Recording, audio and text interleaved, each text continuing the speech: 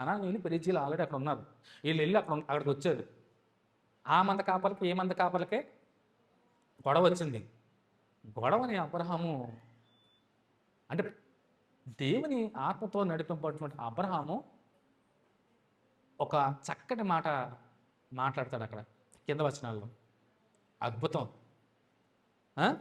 చూడండి, ఆ కాలమందు కనానీయులు పెరిజీలు ఆ దేశంలో ఉండేది కాబట్టి, చూడండి అండర్లైన్ చేసుకోండి పెన్ ఉన్నవాడు, కాబట్టి అబ్రాము మనము బంధువులము గనుక నాకు నీకును నా పశువుల కాపర్లకును నీ పశువుల కాపర్లకును కలహం ఉండకూడదు. ఏంటి మనం దెబ్బలాడుకుంటాం?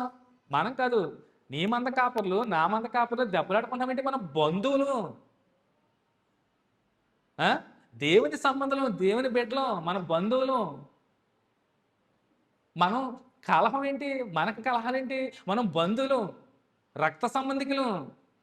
అట్ ది సేమ్ టైం క్రీస్తునందు తిరిగి లేచిన ప్రతి ఒక్క విశ్వాసి కూడా బాప్తిజం పొందుకుని రక్షణ పొందుకుని పరిశుద్ధాత్మని వారాన్ని పొందుకున్న ప్రతి ఒక్కరు కూడా క్రీస్తునందు రక్త సంబంధులు. గుర్తుపెట్టుకోండి, క్రీస్తు రక్తమే మిమ్మల్ని ఏం చేసింది?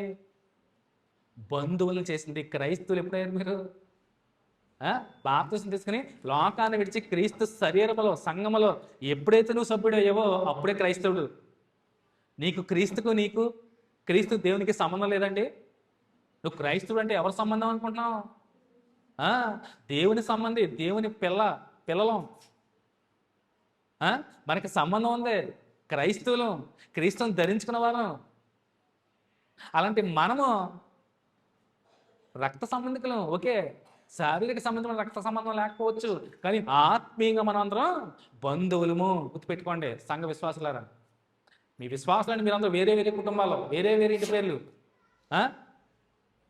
వేరే వేరే ప్రాంతం వారికి ఉండొచ్చు, కానీ క్రీస్తునంతా మీరందరూ కూడా సమానము, ఒకే శరీరంలో అవయవాలుగా ఉన్నారు. గుర్తుపెట్టుకోండి, ఆ శరీరమే ఆయన సంఘము. మనకు కలహాలు ఏంటి? మనకు వివాదాలు ఎందుకు? మనందరం రక్త సంబంధం కదా క్రీస్తులో. నువ్వు క్రీస్తునందు నువ్వు ప్రియ సహోదరుడు, క్రీస్తునందు నువ్వు ప్రియ సహోదరివి. కాదంటారా? వాక్యం అది చెప్తుంది. వాళ్ళ గుర్తు మరి చెప్పగలను. క్రీస్తునందు మనం సహోదరులం కాదా? నీకు మనకి రిలేషన్ లేదండి క్రీస్తునందు? మన క్రైస్తవులం, క్రీస్తుని ధరించుకున్న వారం, క్రీస్తుని కలిగిన వారం. మనకు వివాదాలేంటి? అబ్రహాం అన్నాడు లోతు కాపర్లతో, మీరు నేను మనందరం కూడా రక్త సంబంధికులు, మనకు వివాదాలు ఎందుకు? అబ్రహాం అద్భుతంగా